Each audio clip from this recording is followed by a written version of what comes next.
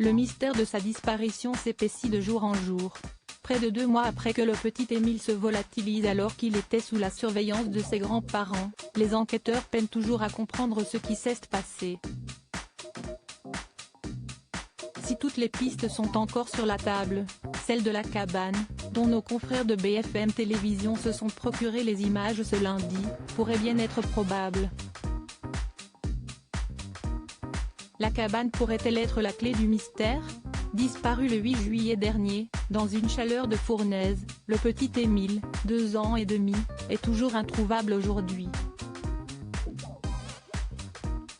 Et ce, malgré une enquête poussée, après avoir fouillé plus de 90 hectares autour du village à sa recherche, les gendarmes ont en effet procédé aux interrogatoires de sa très grande famille, ainsi que de tous les habitants du hameau du Haut-Vernay, au cœur des Alpes, où le petit garçon a disparu.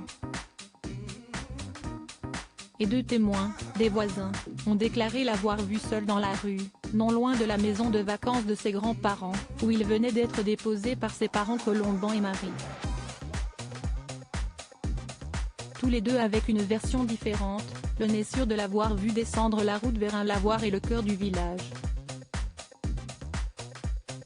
L'autre, un retraité, l'a remonté.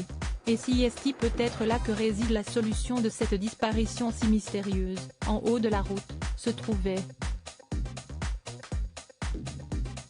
la cabane qui intéressait tant Émile. Filmée par nos confrères de BFM Télévision et montrée dans leur reportage Ligne Rouge ce lundi soir 28 août, celle-ci avait été construite par le petit garçon et ses jeunes oncles et tantes, avec qui il était en vacances. Il faut dire que les derniers frères et sœurs de sa mère, Marie, étaient à peine plus âgés que lui et tous avaient bâti cette cabane où il avait hâte de retourner dans l'après-midi comme l'avaient révélé plusieurs proches de l'affaire. Certains le décrivaient même comme obsédé par le lieu. Un adulte impliqué alors, aurait-il tout simplement tenté de s'y rendre par lui-même avant de disparaître ? Possible, et l'endroit est dangereux, situé à flanc de colline, il aurait pu le voir tomber dans un ravin. Cependant, aucune trace n'a été retrouvée sur place, et les enquêteurs estiment désormais qu'il est quasi certain qu'un adulte est impliqué dans la disparition, soit au travers d'un enlèvement, d'un accident ou pire encore, d'un homicide. Ses parents, Colomban et Marie, ont en tout cas pris la parole pour la première fois ce lundi dans le journal Famille chrétienne pour expliquer qu'ils ne perdent pas espoir de retrouver leur fils vivant ou au moins de comprendre ce qu'il s'est passé. Ils ont également remercié la population de leur soutien depuis 2 mois.